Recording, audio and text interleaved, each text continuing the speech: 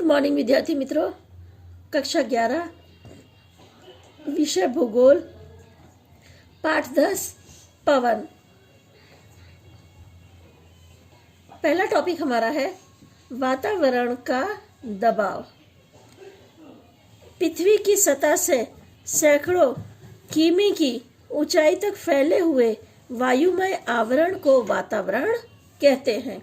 ये वातावरण की परिभाषा है कि पृथ्वी की सतह से सैकड़ों किलोमीटर की ऊंचाई तक फैले हुए वायुमय आवरण को वातावरण कहते हैं।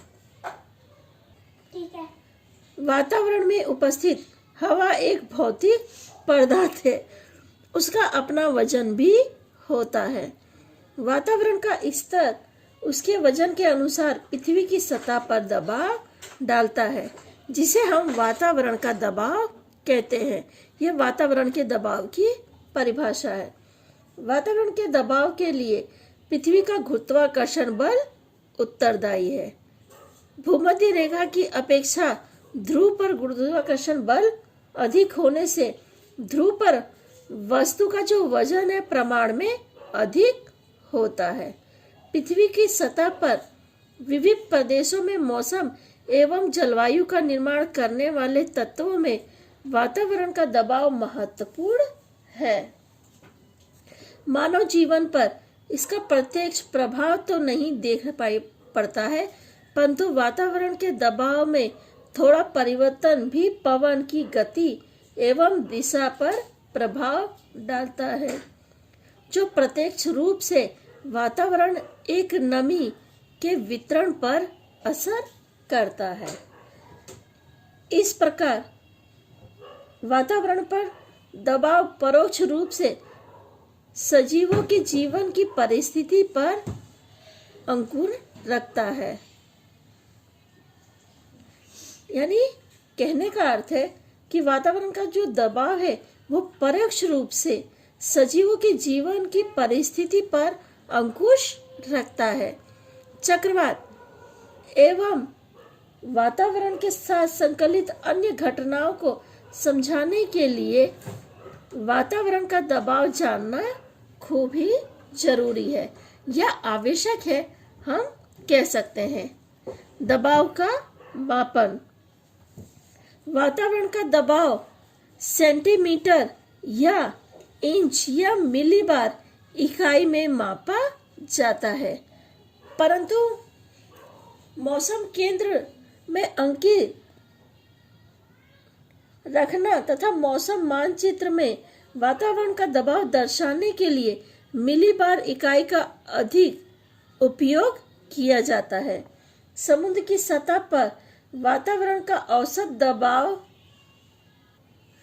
76 सेमी या लगभग 30 इंच या 1013 मिलीबार है। वातावरण का दबाव वायु दबाव मापक बैरोमीटर, निष्प्रवाही वायु दबाव मापक एनोराइट बैरोमीटर एवं वायु दबाव आलेख बैरोग्राफ जैसे साधनों से मापा जाता है। यानी वातावरण का दबाव मापने के लिए इन साधनों का उपयोग किया जाता है। पारे वाले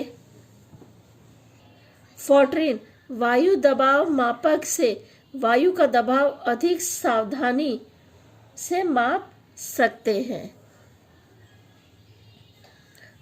वायु के दबाव पर असर करने वाले परिबल। पृथ्वी की सतह से विविध भागों पर वायु का दबाव अलग अलग देखने को मिलता है।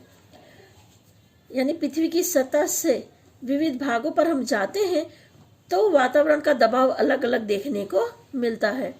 वातावरण के दबाव के असमान वितरण के लिए ऊंचाई, ताप, वाष्प जिसे हम लोग नमी कहते हैं, आदि परिबल उत्तरदायी हैं। सबसे पहले हम ऊंचाई के बारे में जानेंगे।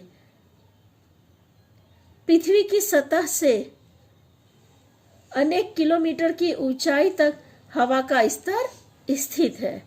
पृथ्वी के गुरुत्वाकर्षण बल के कारण हवा का प्रत्येक स्तर उसके नीचे के स्तर पर दबाव करता है, जिससे वातावरण के निचले भाग पर हवा दबी हुई एवं घन होती है, जबकि ऊपरी भाग पर हवा पतली होती है।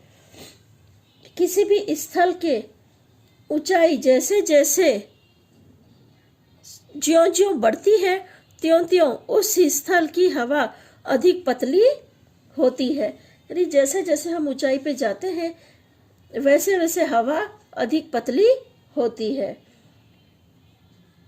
पतली हवा का दबाव कम होता है। समुद्र की सतह से ऊंचाई पे जाने पर औसत प्रति 165 मीटर की ऊंचाई पर 1 सेंटीमीटर या 13.32 मिलीबार दबाव घटता है।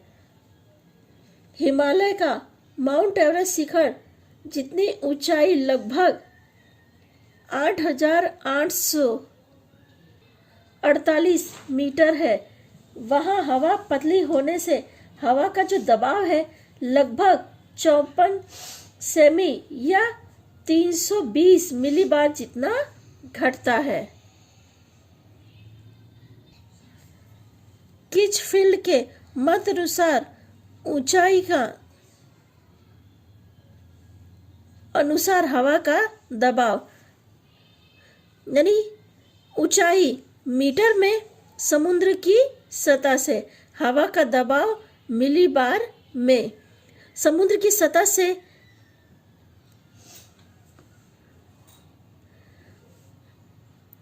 हवा का दबाव क्या है? 1013 है।